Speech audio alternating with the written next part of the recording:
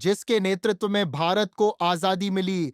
कहां खो गई वो कांग्रेस? यह तो हम सभी जानते हैं कि देश को महात्मा गांधी के नेतृत्व में कांग्रेस ने आजादी की लड़ाई लड़ी थी।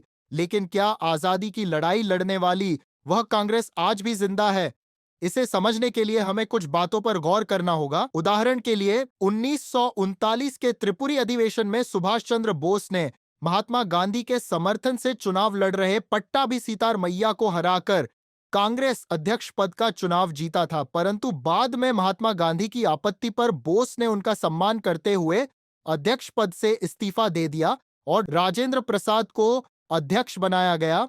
इसी तरह 1946 में सरदार वल्लभ भाई पटेल और जवाहरलाल नेहरू के बीच सीधा मुकाबला था। इस चुनाव में महात्मा गांधी नेहरू का समर्थन कर रहे थे। बाद में उनकी बात रखते हुए सरदार वल्लभ भाई पटेल चुनाव में पीछे हट गए और नेहरू को सर्वसम्मति से चुन लिया गया। ये दोनों ही घटनाएं उस समय की हैं जब पूरे देश में कांग्रेस अकेली ऐसी राजनीतिक पार्टी थी जिसे देश के लगभग हर नागरिक का समर्थन था। लेकिन उस वक्त भी कांग्रेस नेताओं में एक दूसरे के लिए इतना सम्मान की भावना थी। क्या आज हम कांग्रेस में इस तरह की उम्मीद कर सकते हैं?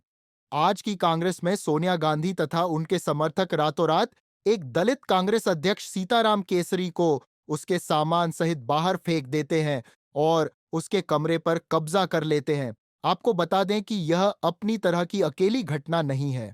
गांधी परिवार के खिलाफ जाने की सजा का उदाहरण देखना हो तो देश के पूर्व प्रधानमंत्री नरसिम्हा राव को देख लें। उन्होंने अपने शासन में देश को मंदी से बाहर निकाल आर्थिक तरक्की की राह पर अग्रसर किया।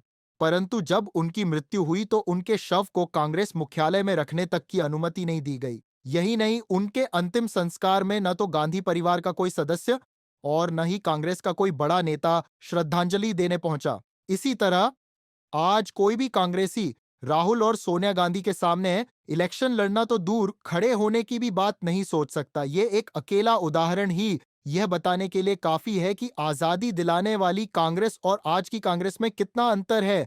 आज भी कांग्रेस में हर बड़ा नेता किसी न किसी दूसरे बड़े नेता से उलझा हुआ है और शायद इसी वजह से पार्टी की इतनी बुरी दुर्दशा हो रही है। इसी तरह हम थोड़ा और गहराई से देखें तो पाएंगे कि राजस्थान में सीट की लड़ाई में किस तरह कांग्रेसी नेता लड़ रहे हैं। सचिन पायलट और अशोक गहलोत के बीच छिड़ी जंग जगजाहिर है। लेकिन यही एक मुद्दा नहीं है। ऐसा देश के हर राज्य में है जहां कहीं भी कांग्रेस सत्ता में आई वहीं पर स्थानीय कांग्रेसी नेता एक दूसरे को मार काटने के लिए उतारू हो गए।